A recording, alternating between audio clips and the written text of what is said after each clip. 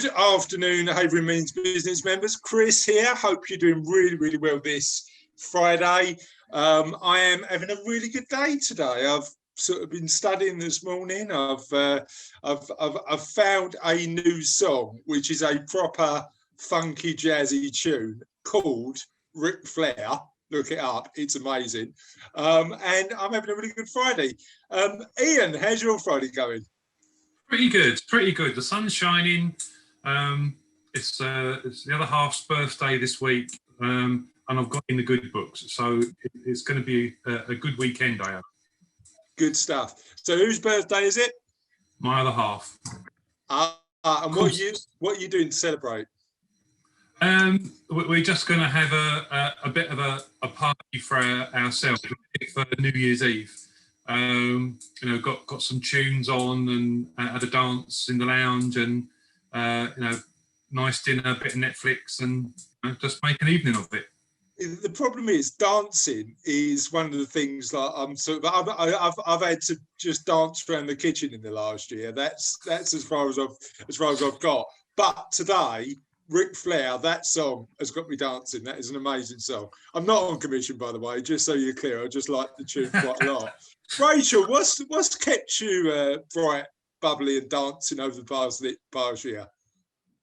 Last year, well, on Monday it's going to be my second lockdown birthday, so I'm taking the day off.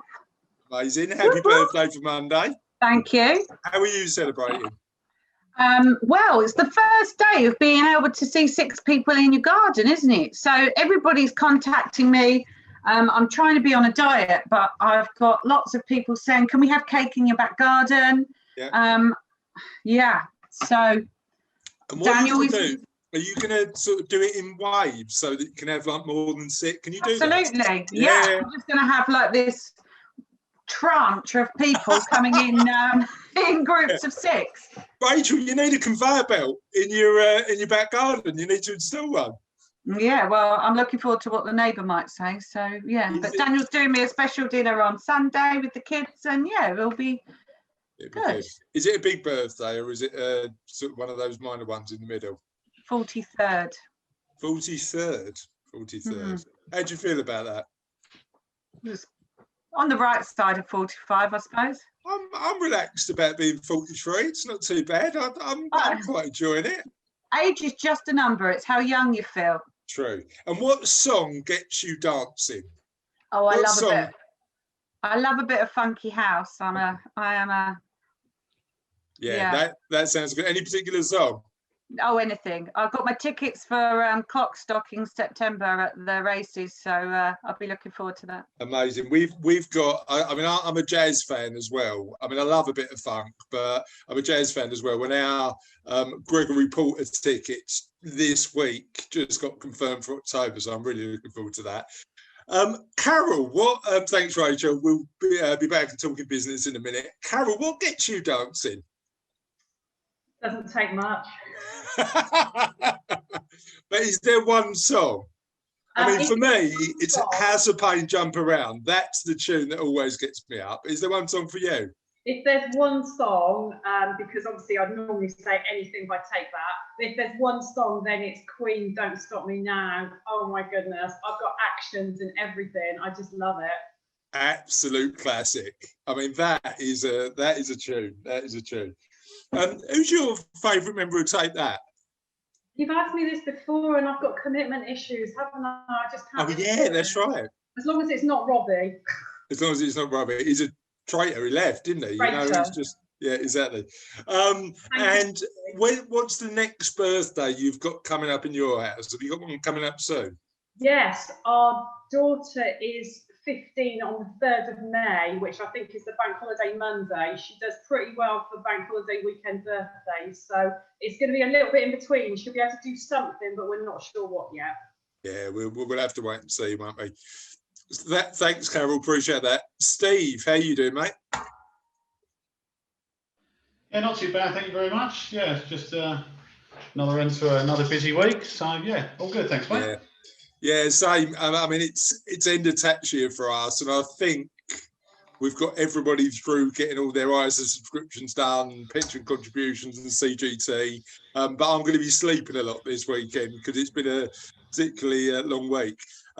Talk to me about the song that gets you up and moving and dancing, if anything. We have a very eclectic kind of choice of music at this house, but I'd probably say Reef, Place Your Hands. Oh, tune. That is a proper wedding track, isn't it, Steve? Do you know what I mean? Yeah. I've been lucky enough to see him in concert a couple of times in the last few years, so yeah, good band. Yeah, great stuff. And any birthdays coming up in your house? Well, Sam's is in June and mine in July, so a little while yet. Yeah, hopefully all the restrictions will be lifted, so we can have some barbecues and stuff in the garden. So you can do a bit more. Amazing, Steve. Cheers for that. Julie, how are you? Julie, oh sorry, now I've got the two Julies on this week, so I need to be clear. Julie Wedge, how are you? Hello. Hello, how you doing? Yeah, all good, thanks. Go on, give us your dancing song then. What song gets you moving? I hate dancing. Yeah. I'm so bad at it. Now, I like dancing, but I'm not good at it, right? So it's just for my pleasure and definitely not for anybody else's. Yeah. What is it that? What don't you like about dancing? I have no rhythm at all. To be honest, that doesn't stop me, but clearly you've got more self-respect. Yeah. If it's family, I don't care, but if we're out in public, yeah. All right, so let's change the question a little bit. What song always makes you feel good? What song always makes me feel good? Oh wow. There was a song called Waves a couple of years ago out, and I loved that. Waves. Who's it by? Oh, Robin, someone. I can't. I'm looking it up. Put it in, and yeah. I'm writing that down and Spotifying that. Talk to me about birthdays in your house. Who's got the next birthday coming up? It will be my son, and he's over the moon because the pubs will be open. Woohoo! Well done. That is all I want to do now. Take my 72-year-old dad for a pint. I mean, there's not too much to ask, is it? It will happen at some point, I'm sure. Yeah. Let's talk to my other favourite Julie, clearly, Julie Bell. Now, I've got a feeling you're a bit of a dancer, Julie. Talk to me about the song that gets you up and dancing. Oh, Jocelyn Brown, Somebody Else's Guy. All Classic. the time. Classic. And talk to me about. I mean, Rachel is showing a lot of love for that choice. I've got to be honest. I mean, there was when you said it, I've got all the boxes on my screen, and when you said it, there was quite an enthusiastic reaction. Yeah. And talk to me about birthdays in your house. What's going on with that? It's my eldest daughter's birthday in June. Okay, well, that'd be good. Restrictions She's over what? To be 39. How's that feel? Oh, it makes me feel awful. Not gonna lie. We've been talking universities in our house this week because Charlotte's going into the second year of A levels, and it's like it seems to have gone like that, right? Oh my God, yeah. I mean, I still remember, her first day at school and when she went to secondary school and when she started work and then when she started teaching and then, Yeah.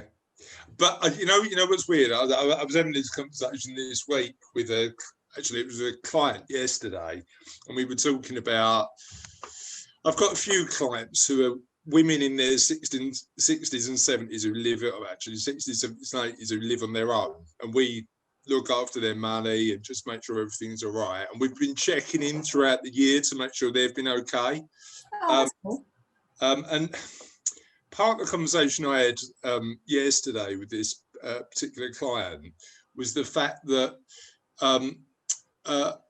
for like Sophie, who's my 9-year-old, lockdown's been 10% of her life. Do you know what I mean? That is just sort of, when you put it into that perspective, I suppose the only benefit about getting older is, you've known more life out of lockdown, haven't you? I don't know. I'm with Rachel on the age is a number, because I was 60 in October in lockdown, and I was like so depressed at being 60, but then I couldn't have my family round. I couldn't do the little thing I wanted to do. But in my head, I'm still only like 35. But I think if you keep an enthusiasm about life, and you still want to stay active and engaged, and it doesn't matter. Do you know what I mean? It's sort of, That's right. I mean, one of the lucky things we get to do is learn from our clients. I'm sure we probably all in the same boat in that respect. Yeah. And I've got like sort of people in their 70s and 80s who are clients of mine who live a life that you to go, you know what, you're sort of, this is a life of somebody 40 years younger. Do you know what I mean? So that's what, you know, is that shows that mental agility and keeping up to date is so important, I think. Well, I hope I go out on a bang rather than a trolley. I won't ask what you're banging into at the time, because that would definitely take us down a route that. Keep your eye on my little videos, Chris. Oh, I'm having 9 o'clock at night conversations on a Friday lunchtime, Julie. This is not going well. Simon, get me out of trouble, please, mate. Help me here. Talk to me about whether you're a dancer, and if so, what song you dance to. How am I supposed to follow that, Chris? You tell me. I don't know. You tell me. I suppose you could combine both and go out with a bang and a trolley and be in Sainsbury's and pop your clogs. Yeah. No comment. No loyalty points there, though. I would say probably something like YMCA or Oops Upside Your Head, because if you've got 2 left feet, doing those, it doesn't really matter. One you're sitting on the floor, and the other one, if you're dyslexic and got really not very good at moving your hands, no one's really going to notice anyway. And everybody's in the same boat with the old classic party tracks, aren't they? You know, you're in a position where it doesn't matter to a certain extent. Yeah. How about birthdays in your house? You got some coming up? Or? The last one was actually my wife's about a couple of weeks ago. So, I had to brave the shops and find all those wonderful things that you can't find and surf the internet. But it was, obviously very quiet.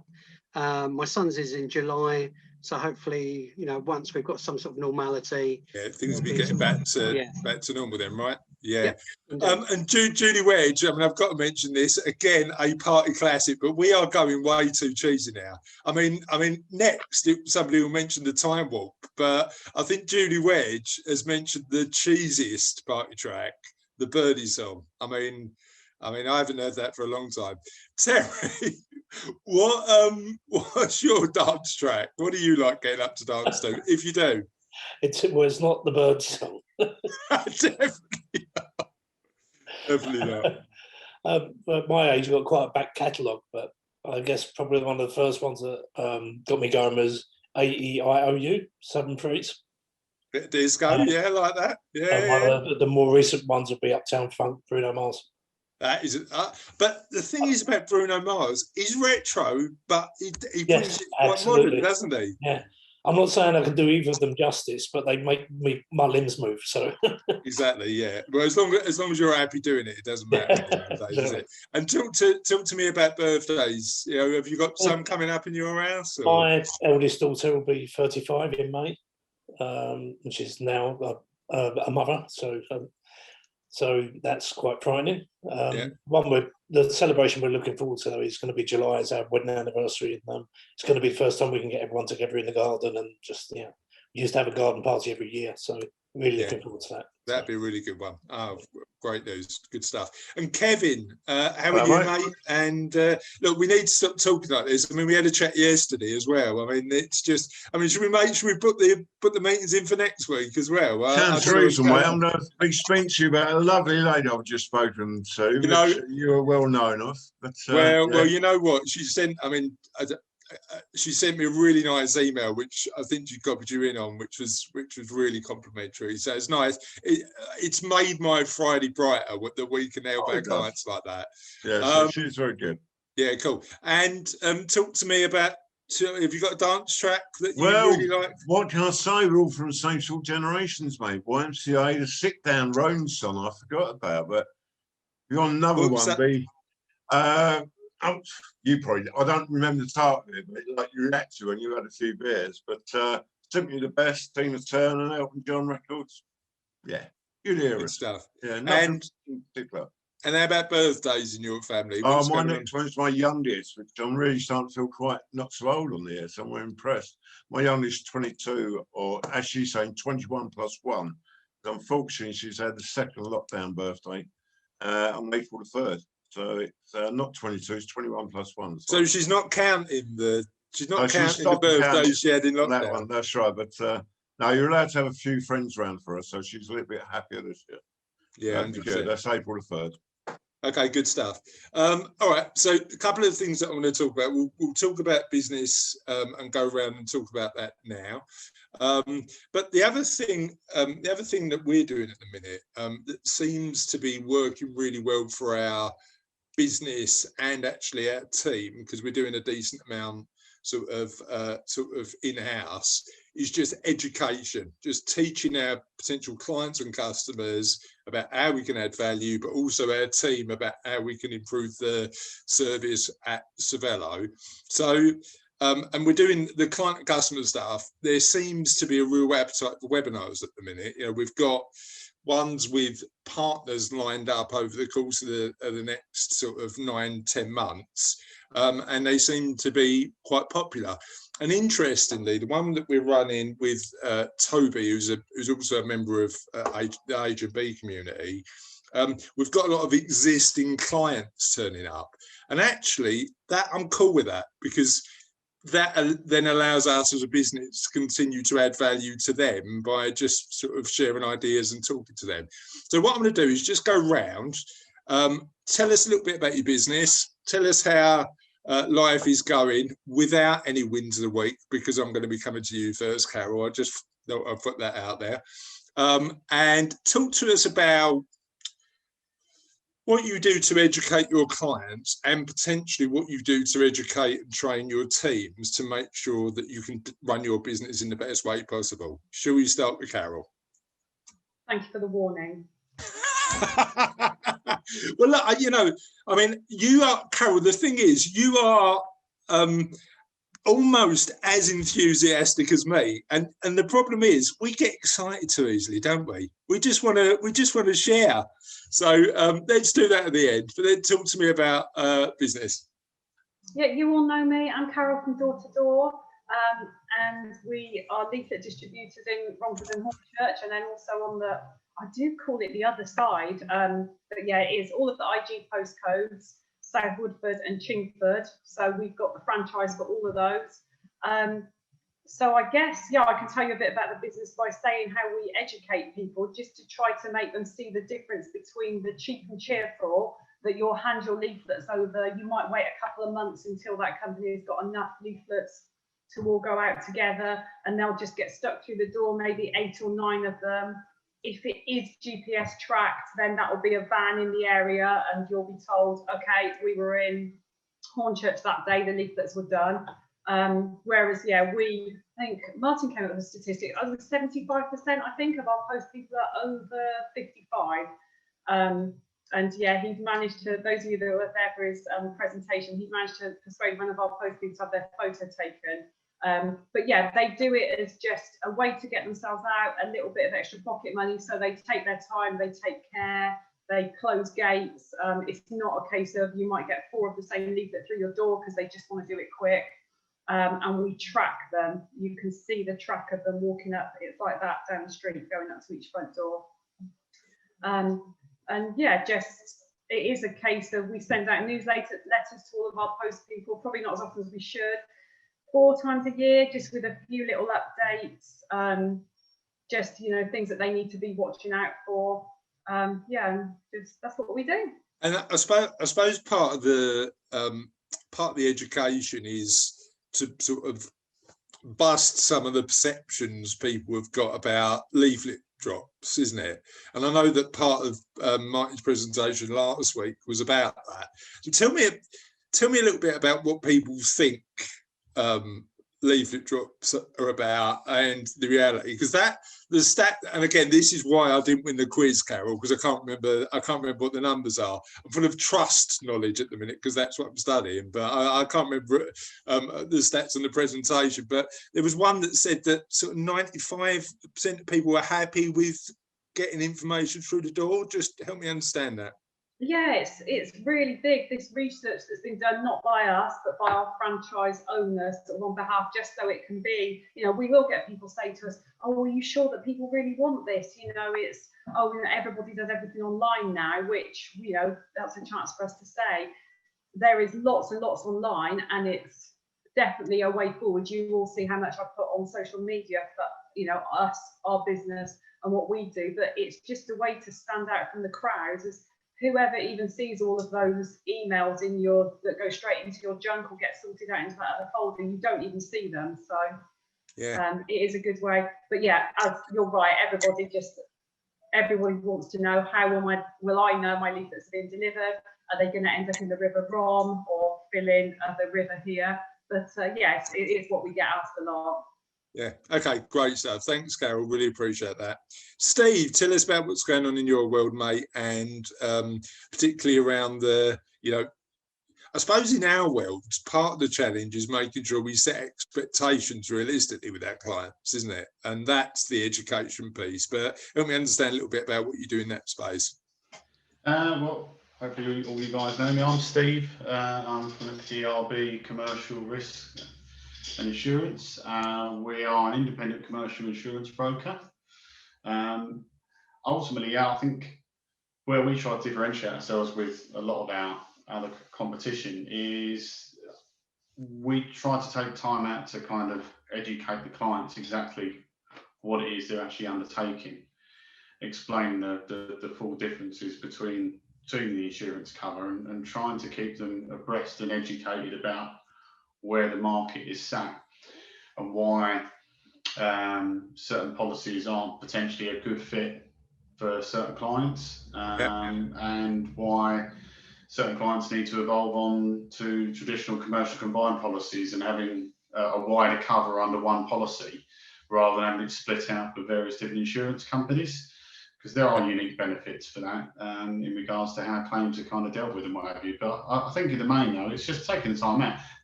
Insurance isn't a particularly interesting topic, I don't think, for anybody. Nobody necessarily gets or understands why the costs are there, what they are, but we try to make it as simplified as possible when it comes to speaking to end clients, because no one wants to pay for insurance. I don't like paying for insurance. I don't like it when my car insurance goes up, but needless to say, it does. I've not been in the industry for 25 years, but it's just explaining to people and making people as knowledgeable as they need to be about a product.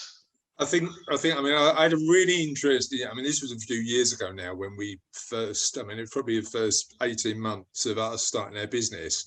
And we had a really good relationship with a law firm over in Loughton. There was a really good guy over there, Tim, who I used to get along with. And he made the point that actually when we're in professional services, part of our job is to translate all of that technical stuff and make it easy for clients to understand.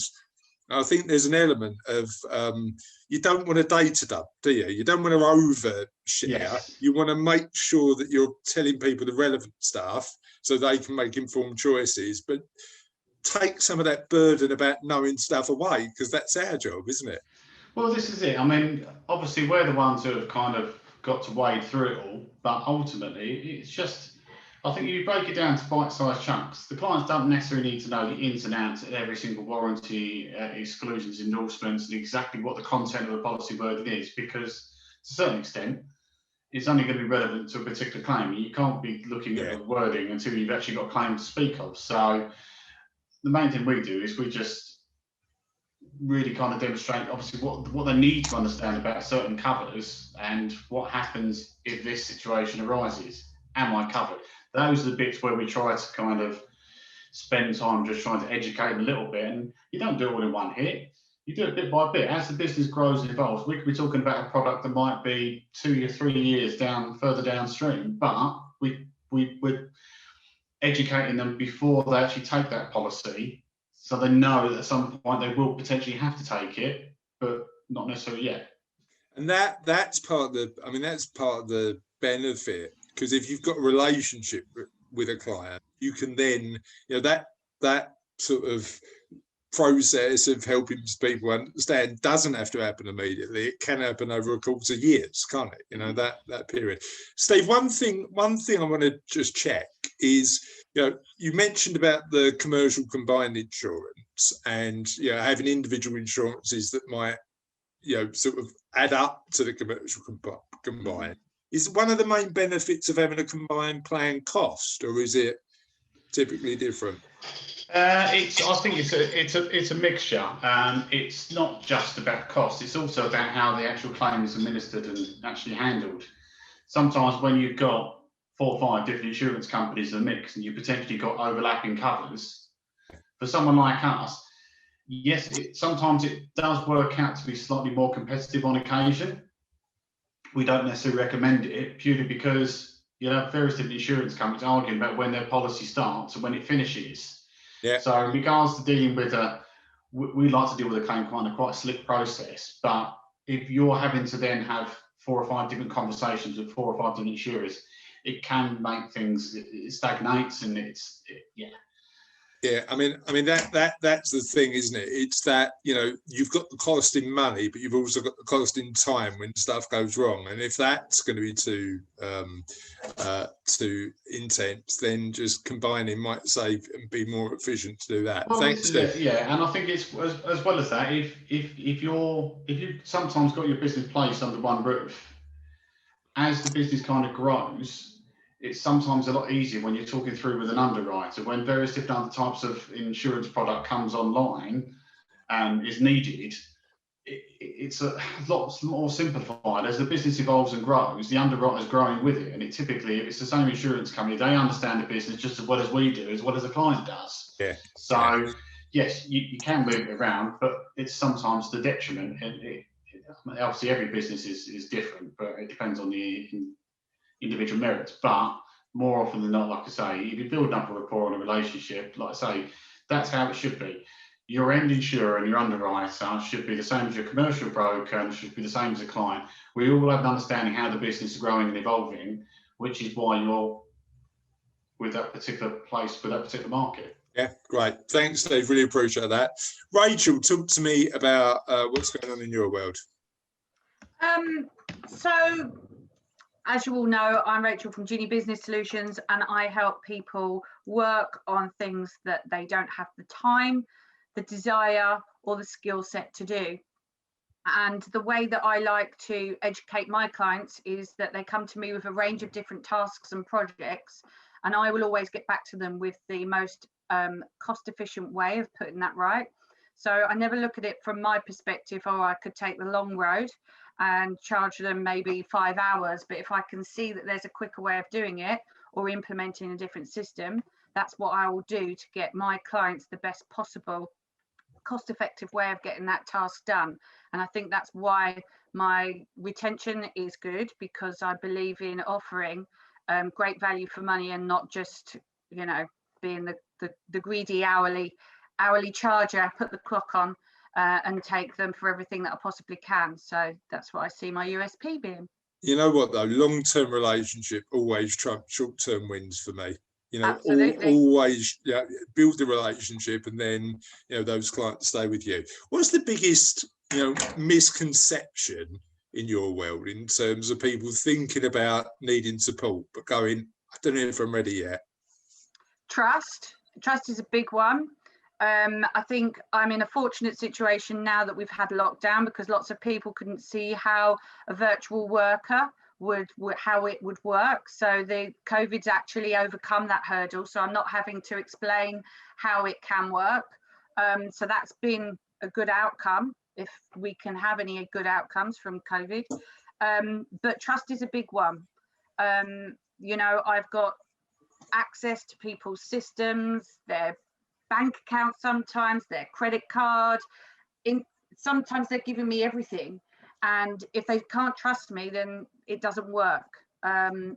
So invariably we start with baby steps, and we look at little bits, and it builds and it builds and it builds. And I mean, I suppose the other interesting point you make that I want to sort of touch on is that building of systems, because certainly a lot of the business people we've spoke to, particularly the ones that are smaller but want to grow, need to focus on building those systems but might not have the skills to do it. So just tell me a little bit about how that might work for a business that approaches you to say, you know, how do I get from this point where, you know, I'm reading the E-Myth, I'm rereading the E-Myth at the minute, so I'm all about systems at the minute, and I'm gonna be annoying my team about making sure our systems are right at the minute. So talk to me about how you might support a business in terms of getting those systems right.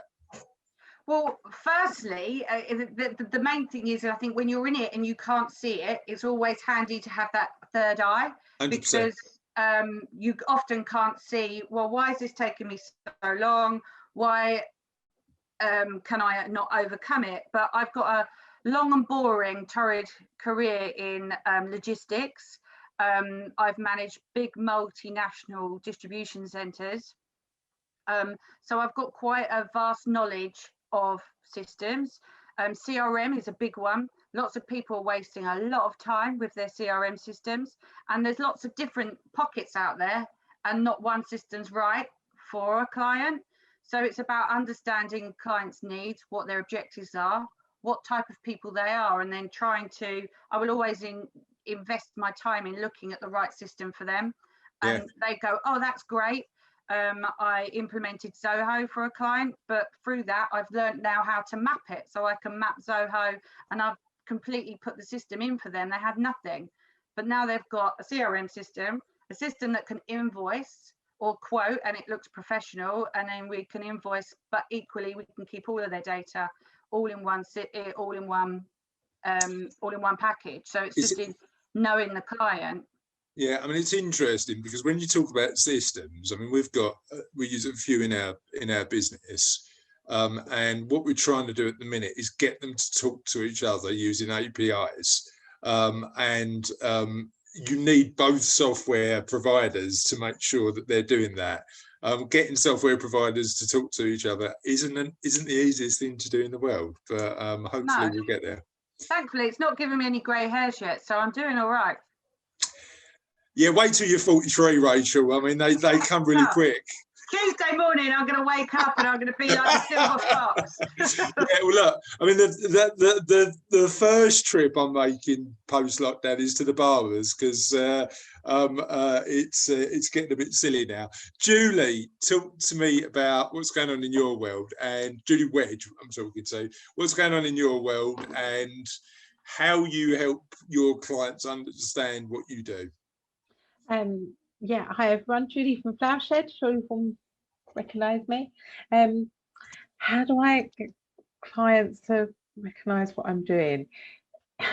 It's about the difference between going to a supermarket at the moment and picking up a bouquet, and the difference between coming to a florist or picking it out, because my flowers don't sit in buckets. Right, so talk to me, for people like me who haven't got a clue, as you know. All right, you didn't have to agree that quickly, Julie, to be honest. You could have been a bit more forgiving, but you're right. What's the big difference in your opinion? The big difference is if you order flowers from me, they're coming in bud, so that you're going to get longer out of a bouquet with me. What does coming in bud mean? That they've not crumbs. When I go to the wholesaler, I pick them up and they're not ready yet to pop and bloom. Right. Yeah. So yeah. Whereas if you get them from the supermarket, they've probably been sitting there for way too long, right? Yeah. Mm-hmm. Yeah. Okay. And great stuff. People don't tend to. Those people that are doing it massively for supermarkets, they don't take any care. They don't strip the leaves and things like that. So yeah. And how's business in general? Still going well? Yeah, business is good. I'm really pleased. Really pleased. So yeah, nice and busy. It's been a bouquet kind of week this week. So okay, yeah. Bouquet week. And what's the big event coming up? What's coming up next for you? Well, it should be wedding season, but But at not the just minute, it's yet. not. Yeah. Yeah, Okay. my next big focus is going to be Christmas. Okay, cool. Thanks, Judy. Appreciate that. We've got a little. I can't believe we're talking about Christmas in March. I mean, that might be a little premature, but we'll see. Julie Bell, talk to me now. I know you guys do a lot of work around educating and informing your clients. Talk to me a bit about that. Well, yeah, that's what we do. We educate business owners. But what never ceases to amaze me is the amount of business owners that still don't have a clue. And when you offer, we do, like you said, webinars are very big at the moment. We've got book club, action club, growth club, all those, and they come along with the attitude of, you're not going to teach me how to suck eggs, sort of thing. And by the end of it, I guarantee they will be, oh yeah, we got something from that, or we didn't realise that, and it's really quite surprising. Yeah. So, how do you get somebody to a point where they've got an open mind, though? Because that's the challenge, isn't it? If somebody's taking the time, effort, and energy to turn up, yes, they're at least willing to learn. But how about those business owners who have got to a point where it's actually I'm not too keen, or is it just actually I'm not interested in speaking to those people? Thoughts? yeah, I think with the two coaches we have here, Mark and Paul, they literally come from what I call the grassroots side of things. They've had businesses, Mark has an electrical business. He had his peaks and troughs with that. When it got to a stage where he was really struggling, he employed a coach. So that's what saved him. So I think that from that point of view, it's a genuine thing. Yeah. And, he will stand there and say, I spent so much time working in my business, I didn't work on it. And this suffered, and this suffered. Yeah. And with Paul, he comes from what I call the office side of things. He's built and sold mortgage businesses. And again, he knows what it's like. He had his peaks and troughs. He got a coach to get him on the right ladder. So I think they talk from real experience. Yeah, practical experience, right? They're not just somebody that's been a businessman who thinks, oh, I'm going to be a business coach, so I'm going to train and do it. Yeah. I mean, I suppose part of the challenge is there are a lot of coaches around, aren't there? And you need to sort of work out the credibility, for want of a better word, of that coach, and having previous business experience, both good and bad, is probably one of the ways to do it, right? It is, but I also think, obviously, I don't know if everyone, you must know, Action Coach is a franchise. Okay, so we have structures and rules we have to stick to. But I have to say, the guys here, I think, coming from that background and seeing the pitfalls, like some business owners come to us and we know they can't afford coaching, but they're at their wits' end. They don't know which way to turn. So the guys here, Mark has been coaching someone. They've had about 6 sessions, just to help them. Yeah. Now they've said, oh, well, we want to be a part of this. So it's not just about, we want to coach you, take your money and this, that and the other. Yeah. And I think I've known that over the years with them, because I've known them like 7 years. They are genuine. I know it's easy for me to sit here and say that to you guys, but I could not be part of something I didn't believe in. Yeah, no, I get that, and as we've already said, that investment into the relationship is always it's like you were saying earlier, Chris. It's longevity, isn't it? Yeah, exactly. You know what? It's not only that, Judy. For me, and again, this is a challenge. We're going to face in our business moving forward, because you want to move it away from being too personal and too reliant on you. But I've got to be honest, it's never not going to be my reputation and the work that I've done over the past 11 years on the line. So, and actually that means that we've got certain standards for clients that are never going to slip. or I'll make sure that we're in a position where we're focused on that, because you know that's where sort of the growth in our business has come from, knowing that people are going to get a good job done when they come and see us. That's right. So yeah. And Mark is very much like that still with his electrical business. You know, he still touches base. He may still ring a regular client, how's things, are you happy, blah, blah, blah. So it's just the little things that sometimes business owners are far too engrossed in getting the work done, earning the money to look back on, you know. Spot on. So amazing. Thanks, Julian. What's on the next video? I'm excited now. What's coming up? Didn't you see the one on Wednesday? Well, I didn't, because I've had a busy week. So I did see something pop up of you in your car with a fantastic looking hairstyle, but I didn't have the time to watch it. So do you want to share what you shared, or I just did a little drive time. I just did a little drive time video promoting our Action Club, which incidentally went really, really well. And the bunch of people that was on there, I tell you what, Chris. The collaboration by the end of the 2 hours with 3 or 4 of the businesses who'd never met before. Yeah. Oh my God, I was so chuffed. In fact, I posted something on LinkedIn today. It was just amazing. So Great I was really stuff. pleased. Amazing. Well, good to hear it went really well. And we'll talk about wins later in the week. So later in the meeting. Simon, talk to me about what's going on in your world. And I suppose in your world, a lot of it is education again, isn't it? Yeah, it is indeed. For those who don't know me, Simon Lewin, East London Business Place.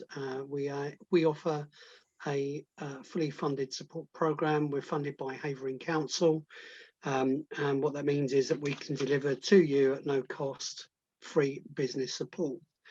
I suppose there's a number of different ways that we tackle this.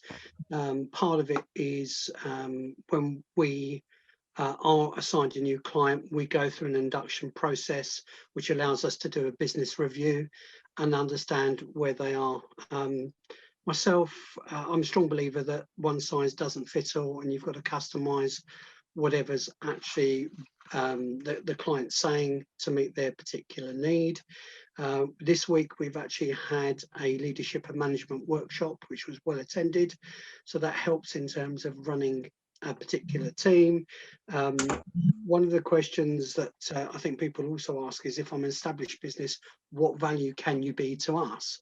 Well, there's a good chance in terms of those individuals, them not or having a team which is maybe not as skilled as them. So we are able to take their team on a soft skills journey. And we've done that, Chris, ourselves, haven't we? And that's worked out really, really well. That allows the owner to continue what they're doing, but if you focus on a particular member of staff, then that in itself will bring benefit to them, because they're learning, but it also means that they become a more valuable asset to the organisation. The other thing is we also try. We don't know everything. Well, I don't anyway. If I did, I would be doing the lottery tomorrow and winning loads of money. But we have a wealth of knowledge in whatever networking room you're in. Door to Door, Carol and Martin have kindly done a guest blog. That's something that we have been promoting. And it's using that knowledge that people have to share with other business owners. There's no point reinventing the wheel. We were also very taken by, or I was, by the short educational slot that Christine and Tracy did from Perfect Layout. They're running a workshop for us, a little bit more detail on the 30th of March. I'm pleased to say we've only got 4 spaces left. So if you do want to come and join us, please feel free to do so, and look at how you can update your website to attract more and more clients to you, so you can win more business. And that webinar thing, I've got to be frank, pre-lockdown, we didn't do webinars. And we've actually only started it's probably start of 2021. I forgot what year it was then, Simon. It's been a long year. But you guys have been quite consistent in terms of delivering webinar content. Can you just help me understand what works well and what doesn't in that space for you? I think it's primarily trying to understand what clients want, because there is a wealth of information out there, but there's no point running something. There's a lot of time, effort and energy going into trying to organise an event to try and find that, you know, only 3 people turn up. Fortunately, we've not been in that situation. In fact, we've actually been very lucky, and some of our clients have turned around and said, we haven't really done webinars before, but we know you've got an SME database. Can we do a trial run of what we would like to roll out with your SMEs? So, you know, what we turn around and say is, okay, what's the name of the topic? What are your what clients are you trying to reach out to? What are they going to walk away with it from in terms of that? So they've got a call to action, and that in itself seems to be working very well, and means that the offering that we've got is not stale. I really like that. I didn't know that. Thank you for that. Really appreciate that. I might be in touch on a couple of them, so you can carry on supporting our assignment. So thank you. Appreciate that. And Terry, now I know you do loads of work, number one, on building long-term relationships, but also in the education piece. Tell me how that manifests. Manifests itself in your business. I guess it's in 3 ways. I mean, one is the CPD requirement that we have as a certified CII. So I need to be, WPA provide a lot of that. So a lot of regional, we had a regional webinar at the beginning of the week. Talking to other WPA partners really helps, because we talk about scenarios and everything else. 2, within our business, Gemma and I are always talking about what we've done and how we've found solutions. We look at, I love problem solving. So, you look at it and, look at the person's needs and what they can do, what they require, how to get it best. Talking about longevity, I sell a lot of small business policies where I could be selling a family policy to that person. I'll get twice the commission if I sell a family policy, but I'll get half of it and a lower premium rate to base it on by selling a small corporate policy. It helps them retain their employees. They get lower premiums, and for me, longevity, because they're not going to find better value out there. So I, rather than just getting the quick bang for buck, like Rachel was saying, you don't sell them the expensive thing straight off. Sell them the value, and they will stay with you all the way through. Yeah, and it's interesting the point you make about puzzle solving, because, as you know, in our field, that's the job, isn't it? How do I help somebody achieve their strategic goal by doing taking tactical, practical action on a yearly basis? But I don't see the point unless it achieves a goal for a particular client. Do you know what I mean? It's that strategy. They've got to understand the value, haven't they? And they've got. I had two sales one sale this week, one renewal. The sale that I did was I spoke to the guy for 15 minutes. He clearly understood everything I was saying. I sent him through an example quote. I called him back the next day, went through it all, and he was more than happy. And I was, more importantly, I was happy that he understood what he was getting. And that was all done in less than an hour. I spoke to another client about a renewal, and I'm going to save them 25% by changing their policy, by re-underwriting one out of the 2 couples. But I was talking to them, I'm like, I'm not happy with this. I said, do you mind like us meeting? I said, I'll wear a mask, everything else, but I want to come and talk to you. And she's like, yeah, we'd really like that.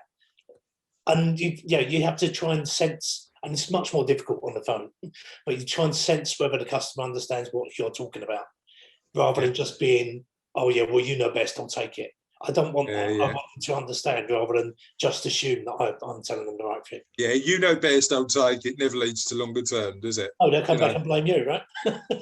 Yeah, you know what? I think, as you say, I'd rather them say no, and then actually just continue the dialogue than just jump to that. Buy it. Work with me if it's right. Do you know what I mean? Don't do it if you're not comfortable. It's it's an interesting one. And have you and the other interesting point is that element of community. Do you know what I mean? That because I'm a member of a few forums where I know that if I've got a client query or actually a business management query, there's a bunch of other financial advisors and planners. We can just sort of roll it around a bit, and that's really useful as well. And there's another 80 regional partners around the country, and I I unofficially mentor about 3 or 4 of them, and I've got other senior partners that I will go to and say, have you found this before? Because we're all coming against new experiences every time. I mean, WPA is evolving all the time. We're changing our underwriting terms, we're changing our pricing approach and things. And just bashing those ideas, you know, one of the guys called me up this week and said, look, I've seen this increase on a small company policy. Is that normal? I'm like, yes, it is. And well, how do I deal with this? I said, well, show them the value versus give them a price for a family policy versus their small company policy they're on. I guarantee it's still going to be more expensive. You're still saving the money, but I have to realise, as Stephen said, using insurance is going to go up. You can't totally filter out that. You can't get insurance for life at a fixed price per month. You know, it's like no. The nature of inflation is an interesting one. We had that because it's going to be one of my future webinars, and I am using Freddo's, Terry. I've decided that Freddo's is the way that I'm going. You're going to lose half the audience. Although, this is the thing. Like, sort of, I didn't realise your tip was really useful. The Big Mac index. I didn't realise existed, so that was an amazing tip. I might use that on a future one. Thanks, mate. Kevin, talk to me about what's going on in your world. And I know that, you know, certainly in our conversation yesterday and the work you're going to be doing for my client is going to be an element of education. Talk to me about how that looks in your world. Education, we feel is very important because we're in a position where we're quite a niche side of it. Later life lending is still looked in different ways, but you've got to look practical, Chris. As a generation going forward, we're all living longer and needing finance. The advantage of later life lending is that experience within our company is over 20 years, myself individually, partner 15 years plus. Education side is we're looking are doing newsletters to 2 sides, people, business and private.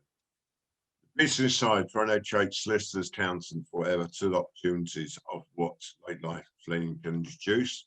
You've got your mortgage brokers on the wealth side, but also to the members, private clients, we're called, where different types of later life then come in, where it can be more reasonable interest rate, so they reduce their payments when there comes situational income reduction.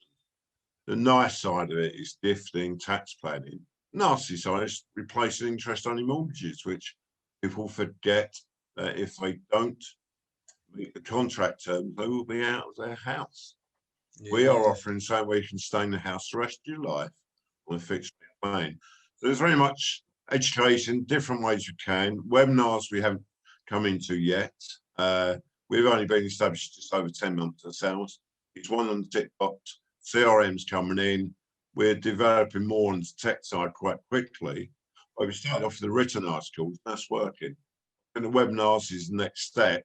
And just going out more. And where were you distributing that? Is that to your existing client mailing mainly list? To existing clients or new clients won't come in. Every time we have a new client come in, newsletters coming up there. Yeah. We've not been 100% efficient, hands on. Introducers should be receiving it. They probably do, but I was reviewing it as well for them. So we're at a stage where we've got everything now marketed, we've written it. It's now moving it out. What's the best ways to move out? You know what's interesting, Kev? I mean that the traditional written stuff I quite like to write. So the traditional written stuff, along with the webinars, I sort of is pretty standard in our business now. It's just finding new ideas after 10 years to do. That's why I've got to come up with silly ideas like Freddo's to explain concepts that I've explained 12 times. But and marshmallows, which I'm talking about in my upcoming webinar, which will be interesting.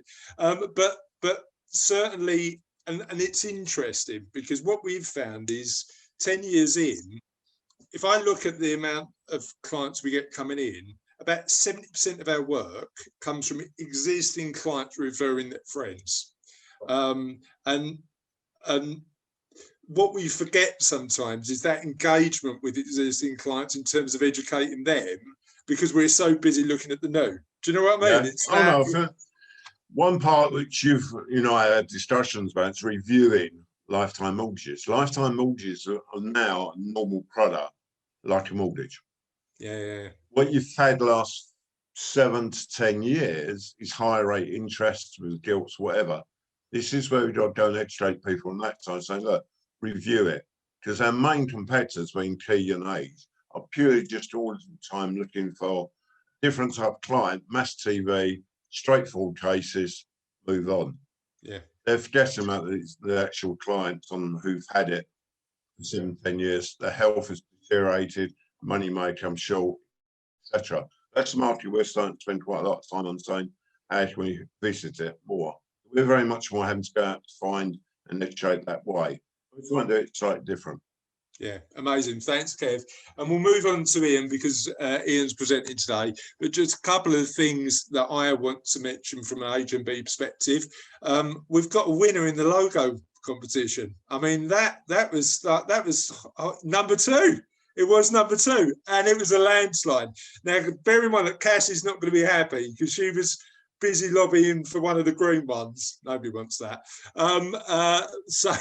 So I'm happy number 2 won, and you will see that pop up in our videos and stuff like that moving forward over the next couple of weeks. So that's good news. But as we've got a bunch of some of our premium members on the call today, one of the things that we want to mention is one of the benefits of being a premium member is we're going to start putting premium member education and offers on our Havering Means Business newsletter every month. So I don't know if Russ has sent you an email. I might be dropping him in it. But please, please, please get in touch with Russ if you're a premium member to make sure that we've got your offers and your education, your blogs, whatever you want to share, webinars, whatever it may be, going out to a decent number of the HMB members, regardless of whether they're premium or not. Is that right? Good, amazing, good stuff. Because I want to make sure that we're continuing to add value as a community. So if you can do that, that'd be great. Ian, talk to me. We'll talk about presentations in a minute. But talk to me about education as a business, and particularly, what was the phrase you used this week when I spoke to you that made me really laugh? Was it harbinger of doom or something like that? Fun police. Fun police. It was fun police. How do you? And again, you use the words, mate. So I feel all right using them. How is it? How is it a greater challenge when you're potentially running a business that could be perceived as the fun police to educate people? I think that's a $64 million question, though, Chris, isn't it? I mean, we've all got them, and that's mine. You know, presentations aside, whether we like it or not, we have got as business owners, or indeed as directors in a business, a whole host of legal obligations. Yep. And if you don't understand them, you can get caught out by them. You know, there's that wonderful phrase. I mean, it's unfortunate Sharon's not here today, but tax doesn't have to be taxing. If you don't know what you're doing, of course it is. It's just a minefield. And it doesn't matter, you know, what business you're in, you're going to need the support of a specialist to maneuver certain elements. And it starts right off when you open a company. Yeah. You know, it's and people don't, you know, as you're reading the E-Myth, I've read it from cover to cover a couple of times. You know, there you are opening your business as the technician, and you've got to, in the relatively short space of time, leave that element behind to get that education up, so that you at least understand the basic principles of what you're going to have to look at. I suppose what I'm getting a lot out of it at the minute, and I've forgot this because I haven't read it for probably sort of 9-10 years, is the principle that we always advocate. And funny enough, what the webinar we're going to be running is going to be about. A business should be a vehicle for you to help achieve your life goals, not a job. You know, that element of building a business to make sure that it's working for you and you're not working for it. And that can be a challenge, but is an important point, right? It is. It's that balance of personal and business goals. If they're out of alignment, you're running uphill on a treadmill, because it's just going to be such hard work, and you've got to find a way of balancing it out. All right. Would you want to? Have you got the permissions to? Are you sharing your screen, or are you? No. It's I mean, what I was hoping to do was to try and get people to kind of chip in on this. To be honest, I haven't got any real presentation to do as such. Just want to talk about 4 main areas, and it's good we've got a selection of people on. And as we kind of started with it, as soon as you open up a company or you become a director of a company, you've got 7 responsibilities. And if how many people know that? And one of the most basic is actually to understand that you always work within the Articles of Association for your company. So one of the most important things to do is, if you've used an accountant to open up your company, sit down with them and find out what those are. What is it that you're allowed to do? There's a little bit more flexibility these days, but when you open up a company, you have to choose what they call an SIC code, which is just a categorization, and it sets out the basic idea of what you're going to do. And if you want to do more than one thing, then you have to choose more than one code. And some of those are very important. One of my clients is a podiatrist. So as he's providing health services, he doesn't have to charge VAT. So depending on what you do and how you classify yourself, it can have knock-on implications all the way down the track. With everything about what's in the Companies Act and these 7 primary responsibilities, common sense gets you a long way, but you're going to fall over. So we looked at we heard about the furlough arrangements and what directors could and couldn't do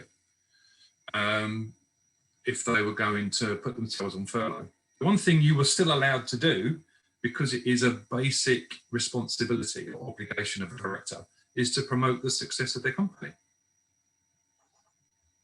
So you can still do all your posts on social media, still keep on your website, but as a director, you can't go and do any fee-earning work, or you shouldn't. And that's what HMRC and all of the other government investigations is going to be centering on. They may do a spot check. They may just ramp up their workforce and go through as many applications for furlough as possible. I mean, what do people on here feel about what they have to do as a director of their own company? Are they worried by what they have to do?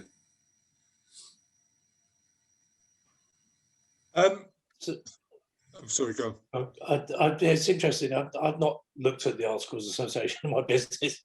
I have a trusted accountant, so I set the business up, private limited company.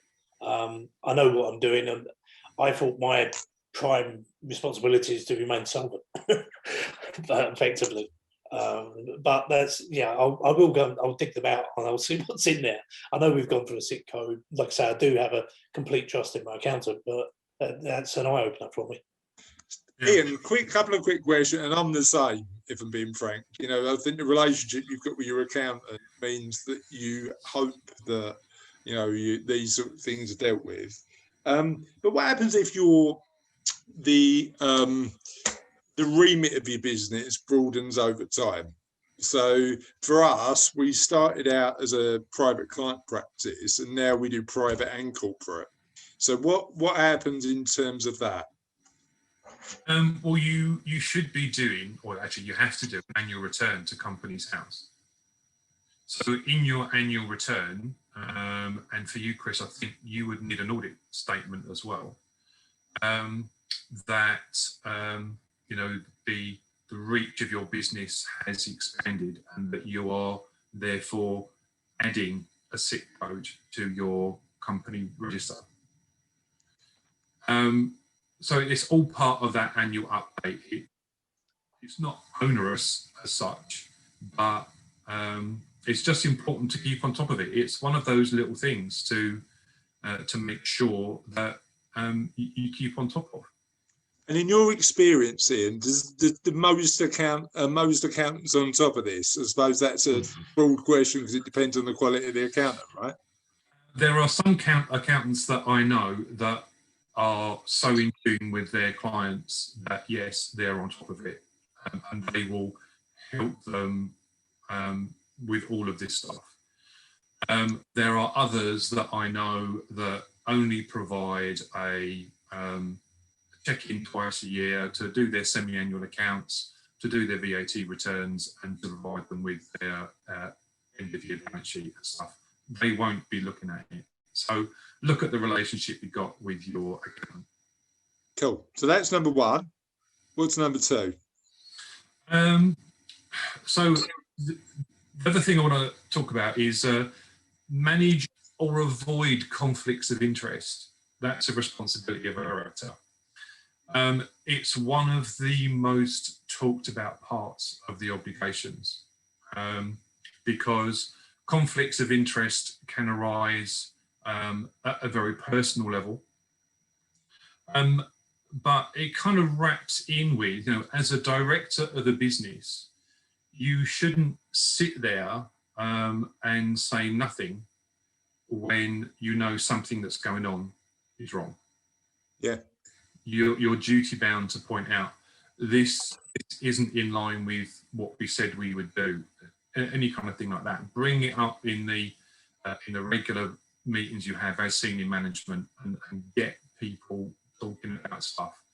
Can you give us a practical example of that? Well,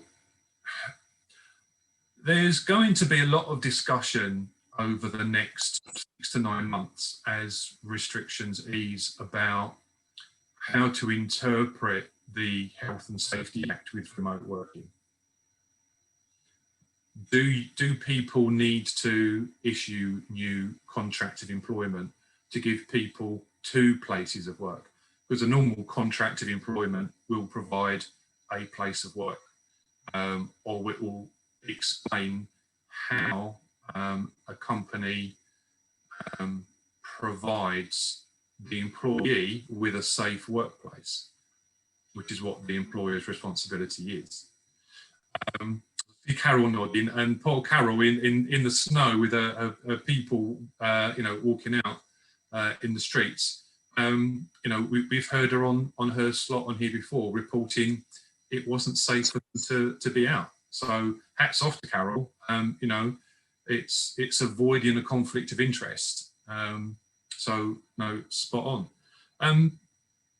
But it even comes down to if people are working from home where they would normally work in an office, the obligation is to make sure that that environment is as safe as their work office space as much as possible. So they should be sent a DSE assessment for their workspace at home. People shouldn't be working off of a sofa or a bed for someone that's, for example, in a multi-occupancy property. This raises an interesting point, doesn't it? Because I've had conversations over the past few weeks with people who are saying that we are bringing people back to the office or back to wherever because their working from home environments aren't suitable for whatever reason. So how do you get the balance right between, you know, the obligations you've got between protecting them against, you know, COVID and making sure you meet the rules, but also making sure they've got a safe working environment at home? This is it. You know, and again, Sharon could shed more light on this, but there's a £100 per person taxable allowance that HMRC have given to help set people up at home. But if you're working from your dining room table with a laptop, you need to buy a desk riser, you need to buy a second keyboard, you need to buy a good standard chair, you'll need to buy the supports to use the keyboard, the mouse, etc. You'll be hard pushed, particularly at the minute, to get all that for 200 quid. So there's a conflict between what HMRC you can spend and what the Health and Safety Act says or implies you should be doing. Yeah. Okay, cool. So talk to me about what else is on your list. Well, of course, I couldn't not talk about data protection because you know, a lot of people know me for that. And everyone normally feels that it's a tick box exercise and that it's something that they do grudgingly. The thing is, if you are open with how you conduct your business, we've all been talking this morning about building relationships and building trust. If you've got a good privacy policy on your website, that's up to date legally, you're not quoting the wrong act, you're not trying to hide what you do, then it's a good advert for how professional you want to be. And when you then transfer that same principle to what happens inside your business, you can avoid a lot of troubles. So here's a practical example. In January, the ICO published the details of a case where an employee from the RAC illegally downloaded data from its website, sold it, and from the sale of the information, a lot of unsolicited marketing calls were made. So complaints were raised by policyholders of insurance companies initially to say, oh, I'm getting a lot more calls than usual, da, da, da, da, da. And they found out about what happened. Now, whilst the RAC have been mentioned, there's been no levy or enforcement order placed upon them. The insurance companies that were involved in the investigation, they were exonerated for what they were doing, all because they had good policies and procedures and they helped the ICO identify what happened. The actual perpetrators, the person that stole the data and the person that then used it to send out the unsolicited marketing messages, they got caught up in a little known act called the Computer Misuse Act. It was actually passed in 1990. And the two perpetrators got 8-month prison sentences and they were suspended for 2 years. Now, people think that just because you don't get data protection right, there's nothing wrong with it. No, there's no consequence. There are consequences. And even for a small business, if you've not done anything and you get found out, you lose 4% of your turnover, not your profit, your turnover. Who would want to lose that amount of money out of the business? So that's just on those kind of things. And whilst I can understand people saying, oh, it's a tick box exercise, if you use common sense, you'll be all right. But the devil is in the detail. And if you want to be sure that you're going to be covered, get everything that you do written down. It doesn't have to be fancy. The most important thing is that you use plain language to explain to people what you do and how you do it. So privacy policies don't and shouldn't be, hundreds of pages long. It's all about keeping it simple and making sure that people can understand what you do. And then once someone has an ongoing relationship with you, then the documents can get a bit more lengthy. I do that myself. I have a separate set of terms and conditions. I have a separate servicing contract. But all that's on my website is my privacy policy. So it's just making sure you've got everything stacked up in a row. Thanks, Ian. I really appreciate that. Any questions so far from anybody? Right. Ian, so data protection is really important. One question that I had was, if you had a rogue employee, for whatever reason in your workforce, but you as an organisation made sure that you dotted all the I's and crossed all the T's, are you then protected and the liability sits with the employee? You would have a lot of sway with the ICO when they came to do the investigation. Whether you would be completely exonerated, I can't tell. I mean, I know that when was it in January? Again, the FCA put out a notice on its website to say that anyone with a what's the term, Chris? Anyone who undertakes regulated activities, is that the right term? Yeah, authorised. I mean, there's loads of different terms, but authorised individual, authorised. Need to make sure that they comply with data protection policies. I think they'd come across a fair few that hadn't. And there's other professions that do the same thing. They don't make it part of their own code of practice.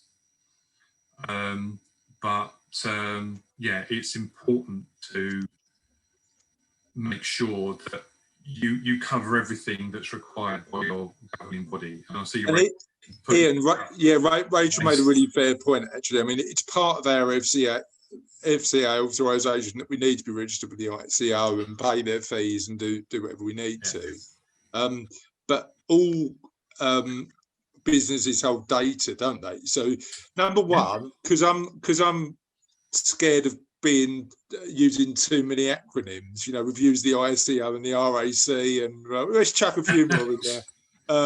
BBR, whatever. But let's explain what the ICO is and just talk very briefly in the few minutes we've got left about what a business's obligation is to make sure when they hold data. And does that include any data? Does that include email addresses? Help us understand a bit about that. Right. So the whole thing about data protection is to protect the rights and freedoms of individuals. So when it comes to data protection, what you're worried about is personal data. And anything that can help to identify a person. So as you say, Chris, it could be an email, an address, a name, a national insurance number, an NHS number, a telephone number, all of those, a car registration number, there you go, another one. All of those things can be used by those that have the knowledge to identify people. So even if you're running a business, if you have personalised email addresses, so john.smith@debenhams.com, our poor Debenhams is in demise at the minute, that would count as personal information. So it has to be treated in the same way that john.smith@hotmail.com would need to be treated. It's personal. So that might include names on a list of existing clients and. Absolutely. Yeah. Okay. So what does a company, as Julie said, there's not enough companies at the minute that, like when you start a business, that you're expected to know a lot of this, right? So what happens about that somebody starts a business from brand new, what do they need to do to make sure that they're meeting, as a minimum, the data protection rules? Because I'm assuming you've got to register with the ICO. Yeah, so Well, the ICO, to, yeah, ICO with Information Commissioner's Office, they are the regulatory body that looks after all of the issues surrounding data protection, which includes the one for public services. I can't remember the name of it off the top of my head. I should have it written down. But yeah, so it's the Protection Act, the Privacy and Electronic Communications Regulation, or Freedom of Information Act, that's the one. So those are the three things that they will primarily look after. They act very closely with Action Fraud, of course, for all of the unsolicited calls and stuff.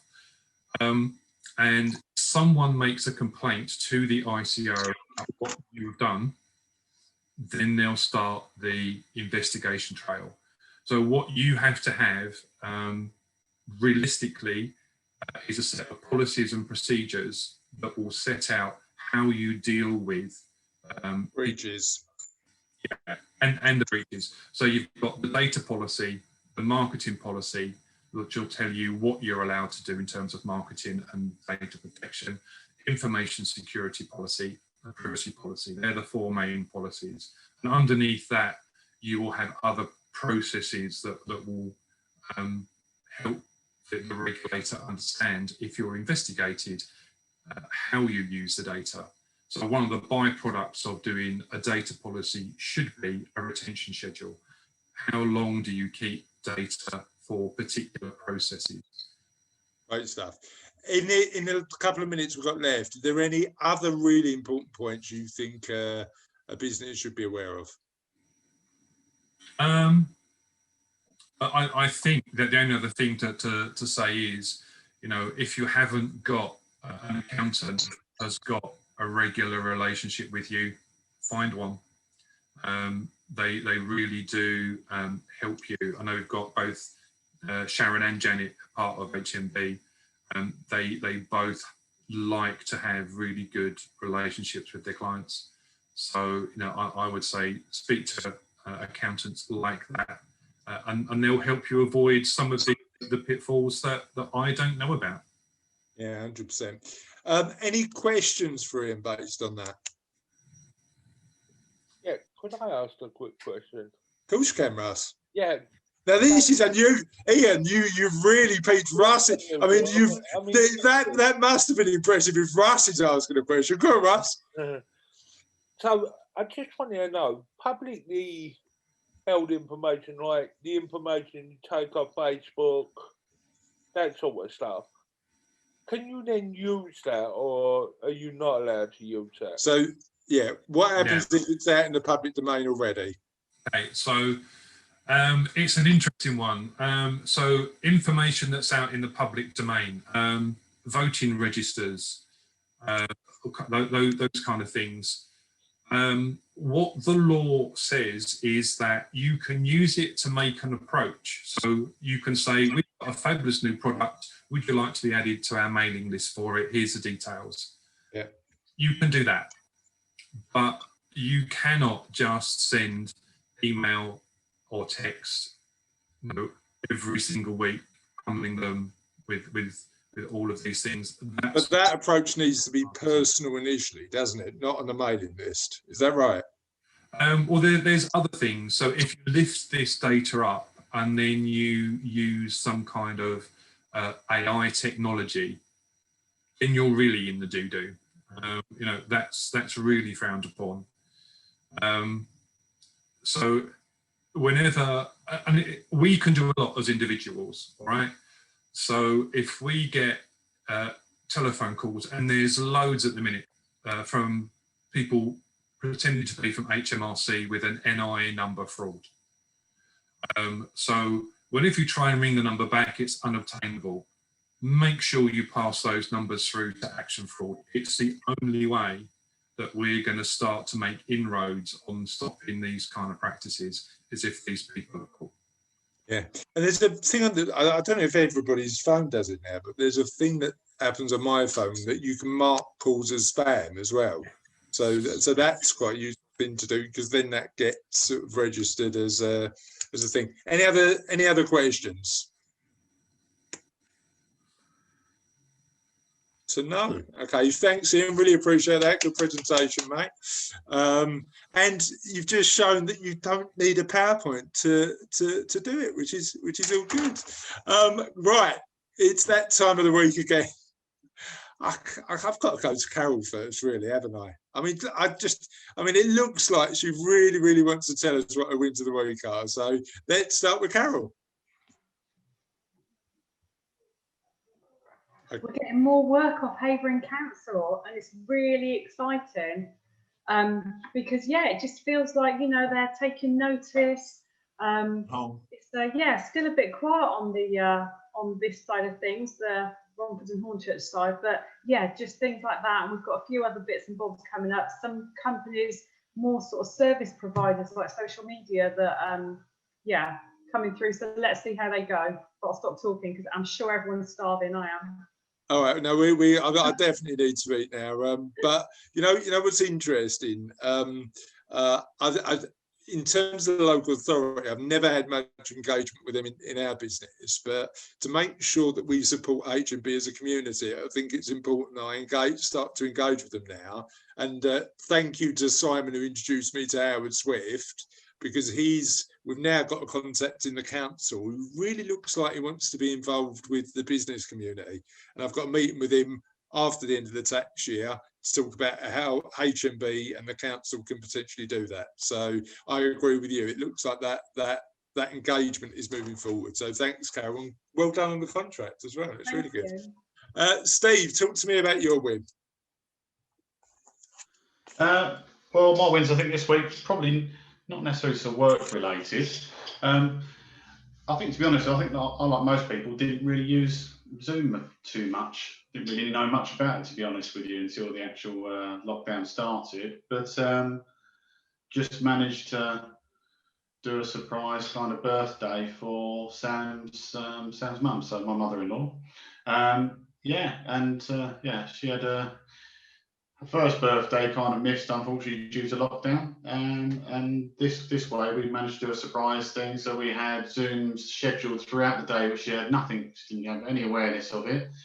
Literally stuck in front of a laptop, switched it on, and she was talking to a bridesmaid from 50 years ago and talking to a whole series of people. And it was really nice. I mean, as much as kind of this lockdown and pandemic has been awful, I mean, using some of this technology, I mean, she hadn't picked up the phone or spoken to these people in years, but I don't think I'd seen her so smile so much. She was animated. She absolutely loved it. It was such a massive surprise, and we managed to kind of get a few local suppliers to kind of take cakes and balloons and stuff like that and deliver them to the door. So the whole day was it was a lovely surprise for her, and it was nice we could still do this while was coming out of lockdown. But I think Zoom is one of those success stories really over the last year. So yeah, 100%. You know what, Cassie's mum, funny enough, had her 70th birthday last week.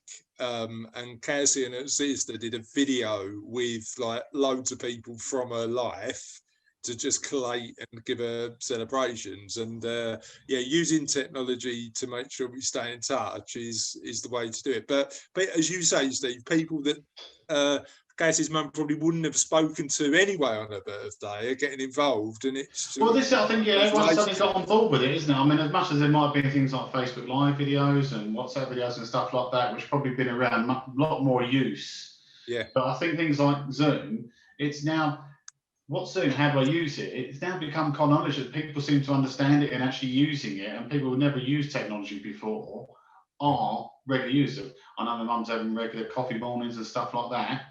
Getting to even open a laptop would have been difficult. Still staying in touch with the community, right? That's the thing. Exactly. All right, cheers, Steve. Thanks a lot, mate. Judy Wedge, talk to me about what your wins of the week are. My win of the week is my floor is being relaid in the barn, but Mr. Wedge has just drilled through his finger. Oh no! When did you do that? About 5 minutes ago. That's why I. The fact that you're back surprises me. I mean, it's just, don't worry, he's drilled through his finger. That is a valid reason to leave the meeting. You do know that. Sorry.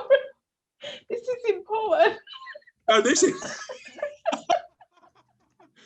Is he? Does he need a lift to the hospital or anything, mate? Or what's going on? He's got a bandage on it, and he's. Priorities, come on. I don't. You know when sometimes things happen, and normally I'm quite good on my feet. I've just got no reaction to that, Julie. You come back on the meeting, and your husband needs hospital treatment. What is going on? No, it's only a scratch. Come on. Do me a favour. If he can look through it, right? If he can look through it, you need to go to the hospital. I'll take a video if we can. Right. I don't know what to do with that. I'm moving on. Simon, save me from whatever. I know in certain circles I'm supposed to be like an anchor man, but I didn't realise I had to keep bailing you out, Chris. I know. I mean, right. Okay, so help me understand it. Let me learn from you, Simon. Right? Somebody says to you in one of your meetings, my husband's now got an hole in his finger he can see through. I know Julie didn't say that, but it's funnier if I say that. How would you react? I probably wouldn't be too shocked. I think it's a florist thing, because my wife is a trained florist, and she'd probably do exactly the same and have as much empathy as Julie is showing. Well, I mean, it's funny because I'm just thinking, because I know that Cassie and Julie get on quite well. I can imagine Cassie writing in the group right now that she'd probably do exactly the same thing. And before you start, Simon, let me just mention two things because I forgot to do it earlier. Julie, you are getting some love in the group from Kelly Thompson and Cassie, who's clearly turned me into a bit of a romantic. And just one thing I want to mention, Kelly Thompson mentioned the Time Warp as a classic dance song. And that is really cheesy. Anyway, what are your wins of the week, Simon? I think my most relevant win of the week is hearing that Door to Door will get more business from Havering Council. Yeah, so well done. I would say on a personal level, I seem to be getting a tan. I don't know how, but that's good. And I'm one of the statistics now. I've had my jab this week, as I have had with Mrs. L. So yeah, I've overcome the cold, the heat, the tiredness. I'm back on track. So it went all right then? No issues with it? A bit tired, but yeah, besides that, absolutely fine. Great stuff. Thanks. I'm glad to hear it went well, mate. Terry, talk to me about what your wins are, mate. Again, on the personal level, I had a COVID jab on Wednesday. I felt absolutely lousy yesterday, but I'm coming back today, so that's good. Yeah. Business-wise, one of the guys I was talking about earlier, he was a CEO of a large investment bank in London. He's referred to me by his IFA, and he was offered $8,500 for cover for him and his family as a straight continuation. So we went, looking for help, and we did him for less than $4,000, and he's more than happy. And yeah, so that was great. And Gemma did switch somebody over from AXA, saved them 75% on their premiums. Amazing. It just goes to show that we review all of our customers every year and see how we can help them reduce their premiums. Clearly, these people have just been paying, letting it increase, steadily get up. They're probably paying for underwriting that they don't need anymore. And that's what we review. And that's what I was saying about that other customer I'm going to see next week. If you regular reviews, keep the premiums down for your customers, you keep them for longer term. So. And your man who sort of got referred to by another financial planner, is that somebody who's had corporate cover and then had to replace it with personal, right? So they've left work effectively, and then Yeah, they were retiring, so they're 60 years. Yeah. They were offered and continuation cover. We do continuation cover on our corporate schemes, and you try to avoid it like the plague for your customer because it's 60% more expensive than anything else out there because you're bringing over again a whole raft of underwriting. I spoke to him; he had no need for all that. 20 years of underwriting. We started him afresh. He's got cover for everything because he's got no ongoing conditions. It was a no-brainer. But the company that that were offering this corporate insurance weren't going to show him that. They wanted him to take out he was a high-end guy. He could afford the 8.5 grand. But why not put another 4K in your bin and use it for something else? Exactly. I mean, it's interesting, isn't it? Because we've had clients who have done that, who have sort of left corporate life either to retire or to do something else, that because we specialize in that sort of what's happened next 50 plus sort of client who's going through a bit of a transition. And what they sometimes underestimate is what they lose from leaving work. They lose their death in service, they lose their healthcare, they lose their, and replacing that is one of the important jobs. So I'll bear that in mind, Terry. That's important. Thank you, mate. Kevin, talk to me about your wins. Wins, main things. Look forward to the next hour of daylight and the spring coming along, and hopefully a bit warmer. But no, that's been good. A couple of nice referrals this week, but generally just doing well. Good stuff. Main win, going well, keeping well, and look forward to session jabbing about a fortnight. So your first one went all right, didn't it? Yeah, bit of a headache. Went to bed early, slept till half next day, fine, but. It's to give you protection, hope you get out in the real world again. It's worth it. Yeah. Rachel, talk to me about your wins. I've got two. I had a client that I've been working with, and I helped them put together a tender. They won that business, which was amazing. So they're now putting another tender together, and I did that for them yesterday. Really helps when you understand their business and can have a look at, where perhaps it might not go down so well. And actually, I used to work for the business that they were tendering to, so that helped. Yep. And last night I hosted another call with the head coach of Romford Junior Radius Ice Hockey, with the men's GB goalie and the men's GB goalie coach for the goalie community, which was really good. Cool. And I mean, I need to go back to the ice hockey when you can do that sort of thing, because I really enjoyed it. What's happening coming out of lockdown on that? So we're back on the ice, hopefully on the 12th of April. We're just waiting for the okay on what the bubbles can look like and things. We know we're going back into phase 4, which means we can play games, which is amazing as juniors. And unless you're in the elite league, the kind of beer league type men's rec hockey, I think can start May, June. Yeah, amazing stuff. So that sounds all really good. So I'm pleased to hear that. Julie Bell, talk to me about what your wins are. I have my kitchen sink back. Good. That sounds good. Last few days, anything that I couldn't fit in the dishwasher, I had to wash up in the bath. Right. And it's all working and it's all fine? Yes, it is. I'm so excited. In fact, tonight when I get home, the painter will have finished and I can say goodbye to the work people. So, that's good. How about work-wise? What should we win work-wise? Work-wise has got to be my action club. That's gone so well this week. And also I had another meeting with another strategic alliance.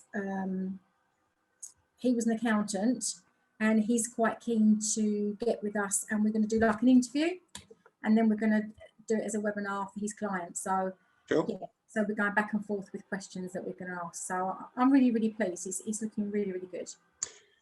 Great stuff, thank you. And I think my win to finish off is we've had a few really nice testimonials from existing clients this week. It's always nice to know that we're doing a good job, not only for the new clients, but also clients that have trusted us to guide them for years. So getting the email that I've got about 3 hours ago, Kev from Geraldine, our mutual client. It was very nice. So thank you to my clients who like the stuff we do. And that is it for another Havering Means Business Does Lunch. I'm going to go and eat now. I'm going to make myself an omelette. Hope you have a lovely remainder of Friday, and I will see you on the community next week. See you later. Bye, everyone. Bye, everybody. Bye. Bye.